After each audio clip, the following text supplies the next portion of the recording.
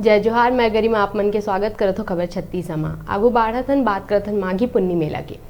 गरियाबंद छत्तीसगढ़ के प्रयाग के नाम ले प्रसिद्ध है, जेमा राजिम में माघी पुन्नी मेला 27 फरवरी ले शुरू होकर 11 मार्च महाशिवरात्रि तक चली। जेमा धर्मस्व मंत्री जो है ताम्रध्वज साहू आज मेला के अंतिम निरीक्षण करी थे और ये समीक्षा के बारे में हम आज बात करबो। अभी के जो खबर आते गरियाबंद ले आते, जेमा आप मन बता देथन कि ये जो राजिम में माघी पुन्नी के मेला है 27 फरवरी ले शुरू होकर 11 मार्च महाशिवरात्रि तक चली। मेला के शुभारंभ 27 फरवरी के शाम 5 बजे होही, जेमा छत्तीसगढ़ विधानसभा के अध्यक्ष डॉक्टर चरणदास महंत एक शुभारंभ करही।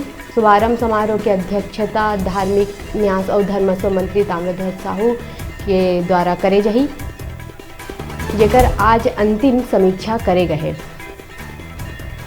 छत्तीसगढ़ में एक बहुत बड़े मेला के रूप में प्रयाग के मेला जाने जाते, आप मन जानत हुए, जेकर लिए एक लंबा समय से लोगन मन इंतजार करते। अभी के बड़का खबर गरियाबंद ले आते, जिहाँ ले मेला के माघी पुन्नी मेला के अंतिम समीक्षा करे गई से और एकरे विषय में आज हमन चर्चा करबो।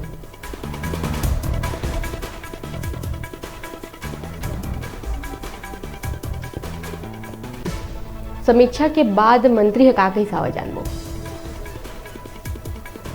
हमें सावधानी बरतनी जानी चाहिए। हमारे अधिकारियों ने पूरी सावधानी बरती है और लगभग तैयारी पूरी हो गई है। बाकी तो बड़ा कार्यक्रम है 15 दिन का, तो कुछ न कुछ कमियां रहती हैं और नज़र आते जाएगा, उसमें सुधार करना या और नया सिरे से कुछ करना और कर लेंगे, पर अभी तो तैयारी लगभग ठीक लग रहा है। सर, कोरोना के केसेस लगातार बढ़ते जा रहे हैं, ऐसे में इतना बड़ा आयोजन है, कैसे इसको आप मेंटेन कर पाएंगे? सोशल डिस्टेंसिंग कैसे मेंटेन कर पाएंगे हज़ारों की भीड़ में?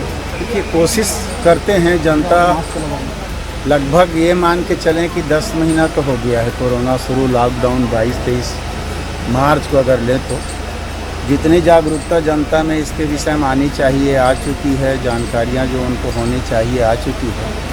अपील करते हैं सबसे कि मास्क लगाएं, ज़्यादा से ज़्यादा सावधानी बरतें, क्योंकि सामान्य तौर पर अब लॉकडाउन खुलने के बाद मार्केट भी खुला, आवागमन भी खुला, ट्रेन भी चालू हो गया, हवाई जहाज़ भी चालू हो गया, दुकानें, मार्केट सब तो चालू हो गया, अस्पताल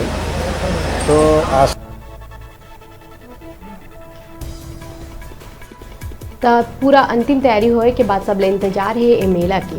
तो माघी पुन्नी मेला के विषय में ज़्यादा जानकारी पर जुड़े रहा न्यूज़ 36 लाइव छत्तीसगढ़ की आवाज़ के साथ।